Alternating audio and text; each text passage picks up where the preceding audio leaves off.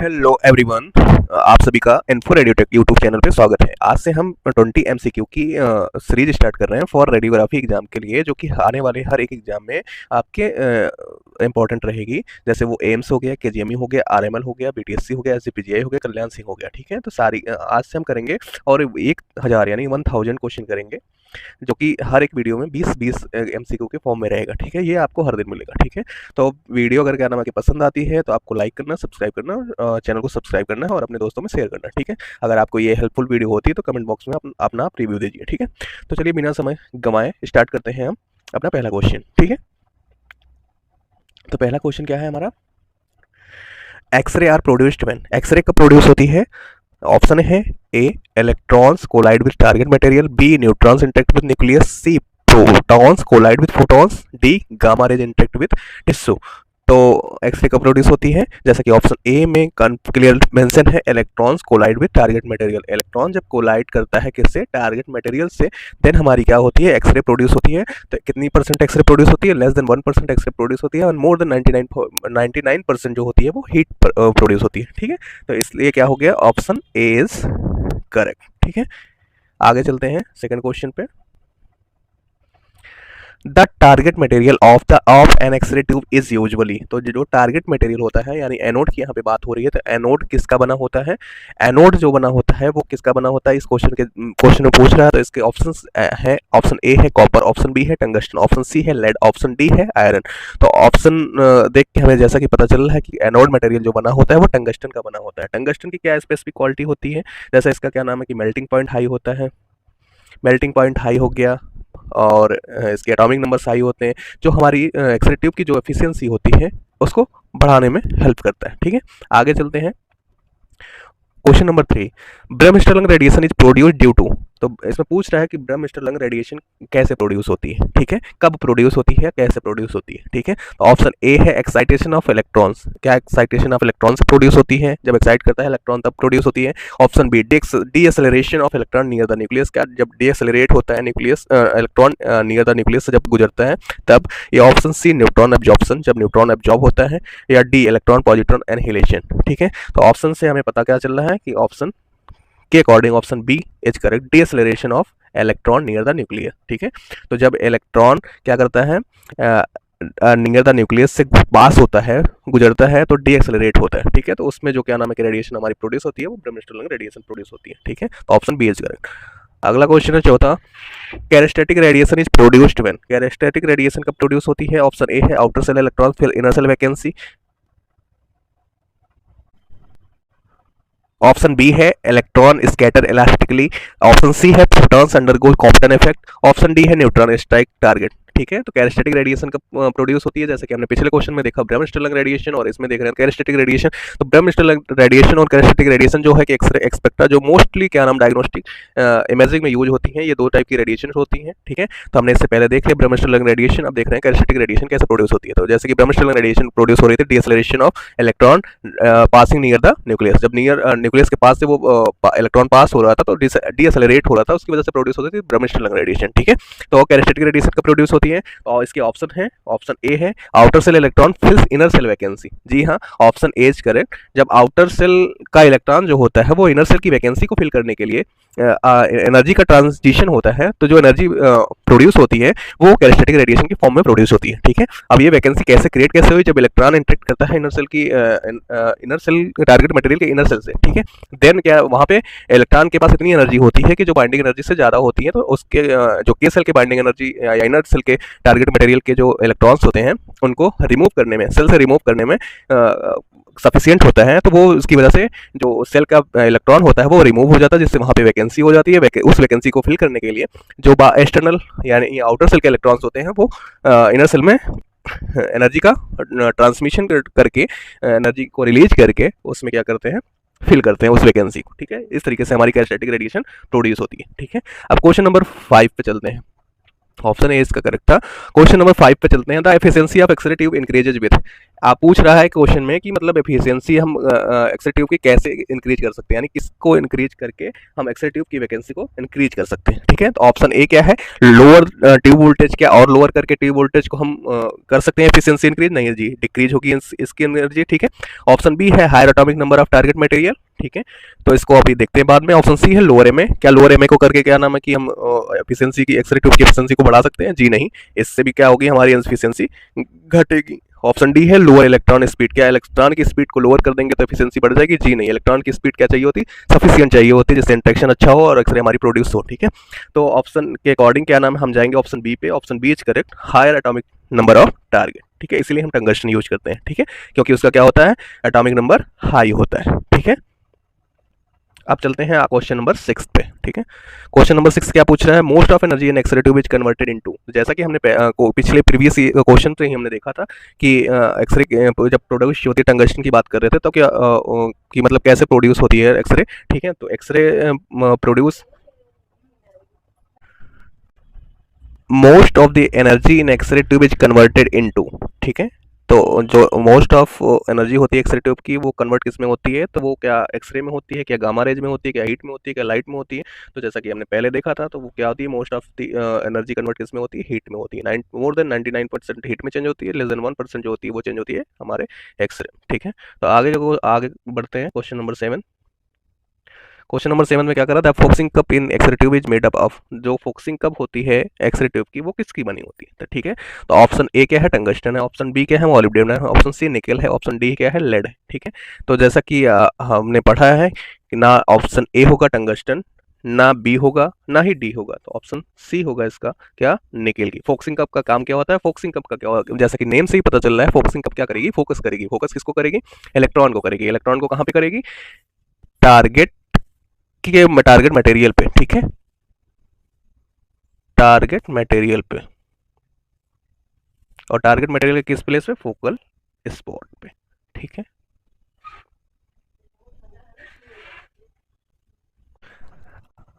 अब चलते हैं क्वेश्चन नंबर 8 पे। ठीक है, तो 8 पे चलते हैं। क्वेश्चन नंबर 8 क्या है, which control the quantity of x-ray produced. अब ये पूछ रहा है क्वेश्चन में कि क्वांटिटी को कौन सा पैरामीटर कंट्रोल करता है। ठीक है, तो क्वांटिटी को कंट्रोल कौन करता है, केवीपी। जी हाँ करता है, लेकिन प्राइमरली यहाँ पे आंसर ऑप्शन के बेसिस पे हम केवीपी पे ना जाके, क्या एमए करता है, क्या फिल्ट्रेशन करता है, क्या कॉलिमेशन करता है? तो जी हाँ, हमने जो जैसा कि पढ़ा है कि केवीपी दोनों को करता है, बट मोस्ट प्रोबेबली जो होता है वो केवीपी क्वांटिटी को नहीं करता है। ठीक है, तो यहाँ पे अगर ऑप्शन में हमारे प्रेजेंट है एमए, तो एमए पे हम जाएंगे। ठीक है, तो क्या हो जाएगा इसका आंसर, एमए। एमए जो होता है वो कंट्रोल करता है एक्सरे की क्वांटिटी को। ठीक है, तो क्वांटिटी क्या होती है कि किसी भी रेडिएशन में नंबर्स ऑफ प्रेजेंट फोटॉन्स को ही, ठीक है, जितने नंबर ऑफ फोटॉन्स रहेंगे उस बीम में, उसे हम क्या कहते हैं, उसकी क्वांटिटी कहते हैं। ठीक है, तो इसके साथ हम चलते हैं अगले क्वेश्चन पे, क्वेश्चन नंबर 9 पे। जैसा कि ऑप्शन बी है, ये हमें पता चल गया। अब चलते हैं 9 क्वेश्चन पे। ठीक है, which control the quality of x-rays. ठीक है, क्वालिटी को हम किससे रिप्रेजेंट और कर सकते हैं, पेनिट्रेबिलिटी से। ठीक है, तो पेनिट्रेबिलिटी को कौन प्राइमरली कंट्रोल करता है, क्या एमए करता है, क्या केवीपी करता है, क्या टाइमर करता है, क्या फोकसिंग कप करता है?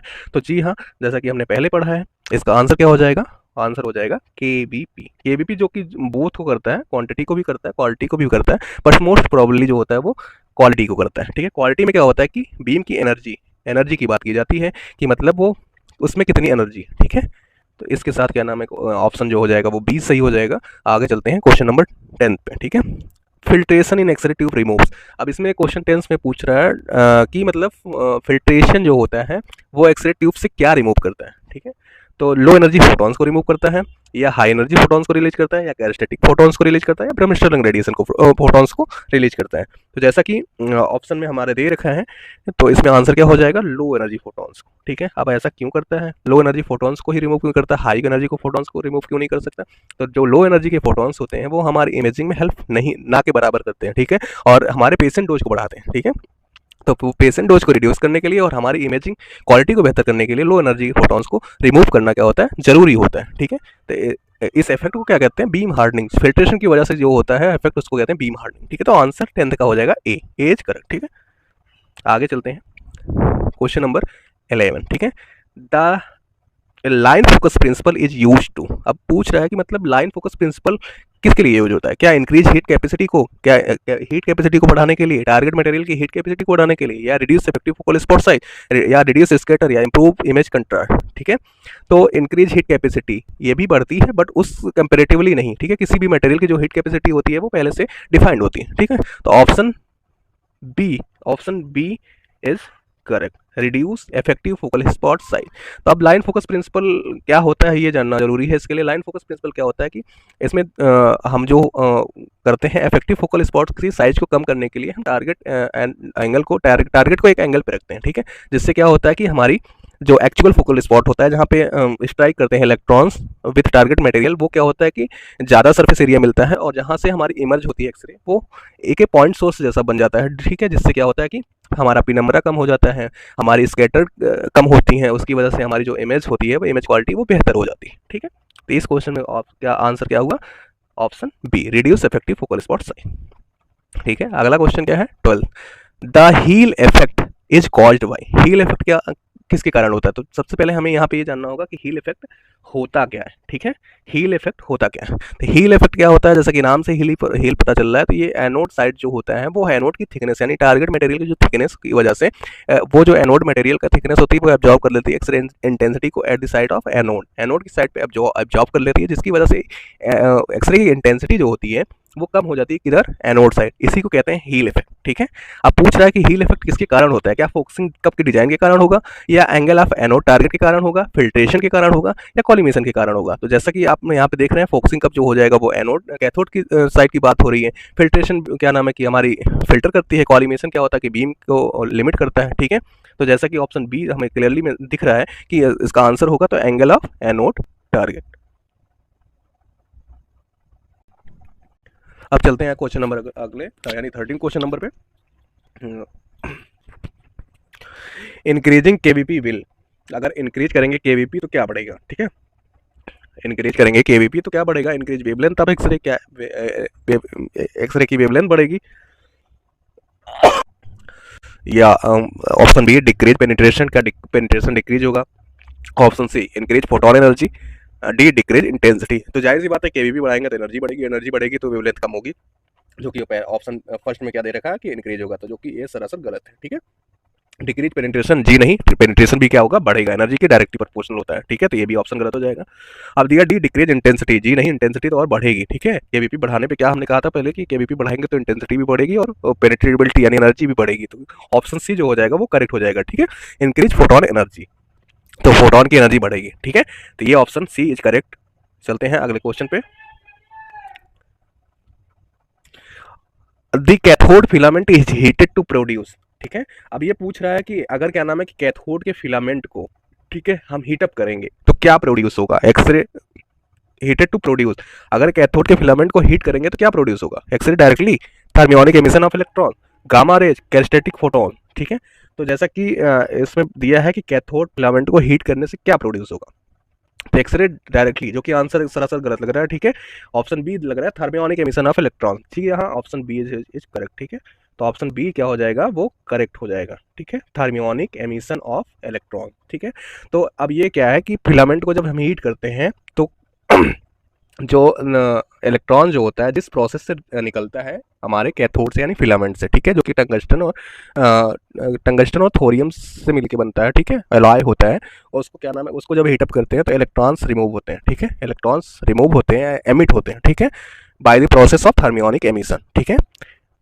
तो जो जिस प्रोसेस से होते हैं उसको थर्मियोनिक एमिशन कहते हैं, जो क्या नाम है इलेक्ट्रॉन प्रोड्यूस उन्हें थर्मियोनिक इलेक्ट्रॉन कहेंगे, और यही इलेक्ट्रॉन जो है क्या करेंगे, जाएंगे क्या नाम है टारगेट पे स्ट्राइक करेंगे और प्रोड्यूस करेंगे हमारा क्या क्या प्रोड्यूस करेंगे, एक्सरे। ठीक है, और कितने परसेंट एक्सरे प्रोड्यूस होती है, लेस देन 1% एक्सरे प्रोड्यूस होती है, और 99% क्या होती है कि हीट में चेंज हो जाती है। ठीक है, जो इनकी काइनेटिक एनर्जी होती है, इलेक्ट्रॉन क्या करेगा, वैक्यूम में ट्रेवल करेगा, जो कि गेन करेगा काइनेटिक एनर्जी को, काइनेटिक एनर्जी जो चेंज होगी वो किस में चेंज हो जाएगी, काइनेटिक एनर्जी किस में चेंज हो जाएगी, हीट एंड एक्सरेज में। ठीक है, तो जितने परसेंट होती है वो मैंने बता दिया। अब आगे चलते हैं क्वेश्चन नंबर 15 पे। ठीक है, और इसका आंसर जो हो जाएगा वो ऑप्शन बी हो जाएगा। ठीक है, question number 15, tube current MA is directly proportional to. अब ट्यूब करंट जो होती है वो किसके डायरेक्टली प्रोपोर्शनल होती है, क्या फोटोन एनर्जी के प्रोपोर्शनल होती है, या फिर नंबर ऑफ एक्सरे फोटॉन्स के प्रोपोर्शनल होती है, पेनिट्रेबिलिटी ऑफ एक्सरे के डायरेक्टली प्रोपोर्शनल होती है, फोकल स्पॉट साइज के प्रोपोर्शनली होती है। तो जैसा कि हमें क्वेश्चन को देख के और ऑप्शन को देख के हमें लग रहा है ऑप्शन बी इज करेक्ट। ठीक है, किसके प्रोपोर्शनल होगी, नंबर ऑफ एक्सरे फोटॉन्स के। ठीक है, जितने नंबर ऑफ फोटॉन्स होंगे हमारे एक्सरे में वो ट्यूब करंट के डायरेक्टली, यानी ट्यूब करंट जितनी ज्यादा उतने ज्यादा नंबर ऑफ एक्सरे फोटॉन्स होंगे। ठीक है, इसी को कहते हैं डायरेक्ट रिलेशनशिप। ठीक है, अब क्वेश्चन नंबर 15 हो गया। क्वेश्चन नंबर 15 का आंसर जो कि बी है। अब आते हैं 16 पे। ठीक है, 16 में पूछा है कि कैरेस्टेटिक रेडिएशन ऑफ टंगस्टन हैज के सेल एनर्जी इज अबाउट। क्या वो 10 किलो इलेक्ट्रॉन वोल्ट होती है, क्या वो 20 किलो इलेक्ट्रॉन वोल्ट होती है, क्या वो 59 किलो इलेक्ट्रॉन वोल्ट होती है, क्या वो 100 किलो इलेक्ट्रॉन वोल्ट होती है।